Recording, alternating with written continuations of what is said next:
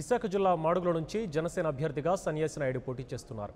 GSN trust ద్వారా మూడుగుల ప్రాంతం ప్రజలకు సుపరిచితులు ఆయన గవిరెడ్డి సన్యాసి నాయుడుతో మా ప్రతినిధి ఆశలత ఫేస్ టు ఫేస్. రెండో జాబితాలో విశాఖ జిల్లా మాడుగుల నుంచి సీటు కేటాయించబడింది. గవిరెడ్డి సన్యాసి నాయుడు మనతో పాటు ఉన్నారు. జనసేన అభ్యర్థిగా ఇక్కడ నుంచి పోటీ చేయడంతో పాటు అన్నదమ్ముల మధ్య ఒక పోటీ ఇక్కడ ఒక ప్రత్యేకం అని చెప్పుకోవచ్చు. ముఖ్యంగా టీడీపీ నుంచి రామానాయుడు కూడా పోటీ చేస్తున్న నేపథ్యంలో పోటీ ఎలా ఉండబోతోంది, ప్రధానంగా నియోజకవర్గంలో ఉన్న సమస్యలు ఏంటి, జనసేన అధికారంలోకి వస్తే ఎటువంటి సమస్యలను పరిష్కరిస్తుందన్న విషయాన్ని ఆయన అడిగి తెలుసుకుందాం. సార్ చెప్పండి, సీటు మీరు ఒక 20 days బిఫోర్ జాయిన్ అయినప్పటికీ కూడా సీటు మీకు కేటాయించడం పట్ల మీకు ఎట్లా అనిపిస్తా ఉంది?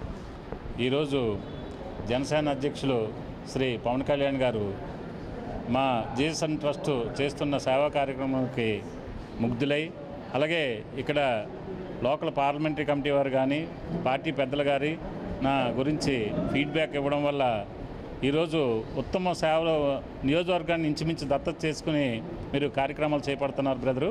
తప్పనిసరిగా మన పార్టీలోకి వస్తే మీకు మంచి భవిష్యత్తు ఉంటుంది. మనం లాంగ్ జర్నీ చేయవలసిన అవసరం ఎంతైనా ఉందని చెప్పేసి ఈరోజు పవన్ కళ్యాణ్ గారి ఆహ్వానం మేరకు పార్టీలో జాయిన్ అవ్వడం జరిగింది.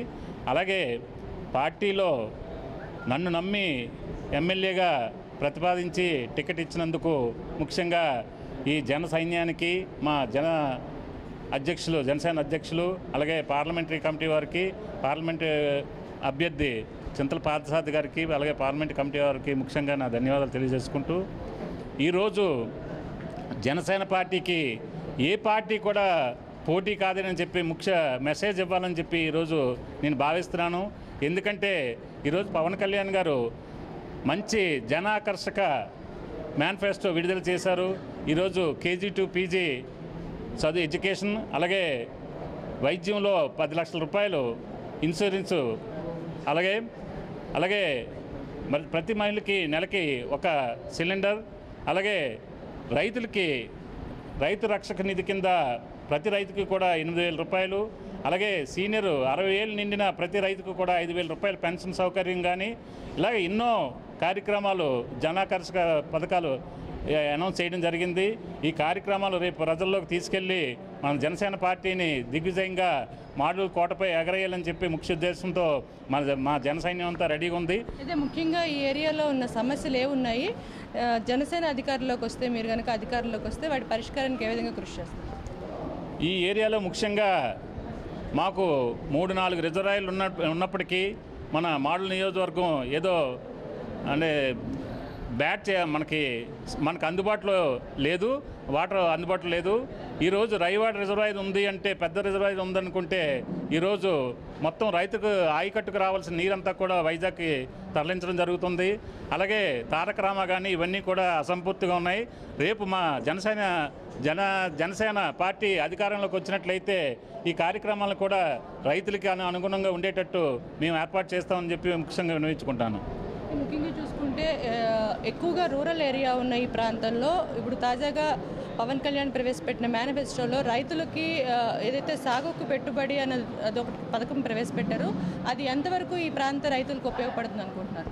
ఇది 100% అండి. రైతు రక్షక నిధి అనేది ప్రజల్లో చాలా మేధావులు అందరూ కూడా కూర్చొని ఈ రైతు రక్షక నిధి పథకం ఏర్పాటు చేయడం జరిగింది. అంతేకాకుండా 60 ఏళ్ళు నిండిన చిన్న సన్నకారు రైతులకి, అలాగే మంత్లీ పెన్షన్ 5,000 రూపాయల పెన్షన్ కూడా అనౌన్స్ చేయడం జరిగింది. ఈ కార్యక్రమాల ద్వారా మన జనసేన పార్టీ రైతు పక్షపాతం అని చెప్పి నిరూపించుకోవడం జరిగింది. చూసుకుంటే ప్రధానంగా రాష్ట్రంలో మిగతా నియోజకవర్గం కన్నా భిన్నంగా ఇక్కడ అన్నదమ్ముల మధ్య పోటీ నెలకొన్న ఒక పరిస్థితి కనిపిస్తూ ఉంది. ఎట్లా ఉండబోతుంది, విజయం ఎవరిని వరిస్తుంది అనుకుంటున్నాను? ఈరోజు మీకు ముందుగానే చెప్పాను, జనసేన పార్టీకి ఏ పార్టీ కూడా పోటీ కాదని చెప్పి నేను ముఖ్యంగా విన్నవించుకుంటాను. ఈరోజు